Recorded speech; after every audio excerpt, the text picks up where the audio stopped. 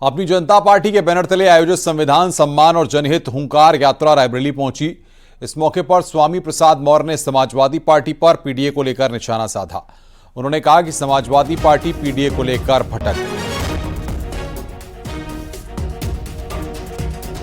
PDA का गठन का मंत्र भी मैंने ही दिया था, इसलिए उनका पीडीए कई मौकों पर झूठा साबित हो गया।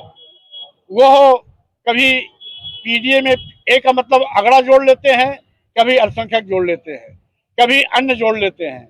इसलिए जो खुद दिग्भ्रमित है वो समाज को दिशा क्या दे पाएगा। इसीलिए मैं आज भाजपा को अगर कोई सत्ता से हटा सकता है तो अपनी जनता पार्टी अपने बलबूते पर हटाने का अभियान लेकर के चल रही है और आगे 27 में बाहर का रास्ता भी दिखाएगी। ये लोग ताकते रह जाएंगे क्योंकि दोनों आज कंफ्यूज्ड हैं, इसीलिए एक एक करके जनता इनको बाहर का रास्ता दिखा रही है। रायबरेली पहुंचे स्वामी प्रसाद मौर्य ने मायावती पर भी बड़ा हमला किया। उनके मुताबिक बीएसपी बाबा साहब के मिशन से भटक चुकी है, लिहाजा वे अब बाबा साहब के मिशन को आगे बढ़ाएंगे।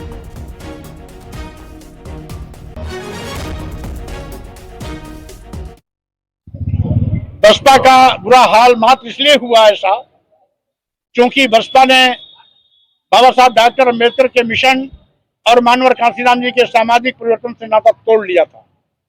इसीलिए मैं सारे मिशनरी कार्यकर्ताओं को एक प्लेटफॉर्म पर लाने के लिए अपनी जनता पार्टी का गठन किया है। अपनी जनता पार्टी का 15 मार्च मानवर कांशीराम जी का जो जन्मदिन है वो स्थापना दिवस भी है। इसीलिए मैं बाबा साहब डॉक्टर अम्बेडकर के मिशन और मानवर कांशीराम जी के सामाजिक परिवर्तन आंदोलन को आगे बढ़ाने का प्रयास अपनी जनता पार्टी के माध्यम से करने जा रहा हूं।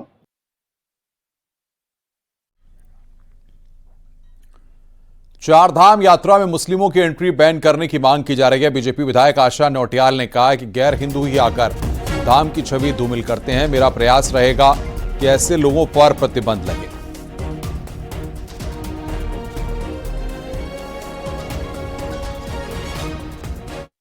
आस्था के साथ महीनों लगा करके वहाँ पर दर्शन के लिए आते हैं, बाबा के दर्शन के लिए, और जिस भाव से वो वहाँ पर आते हैं उसी भाव से वो दर्शन करके जाएं।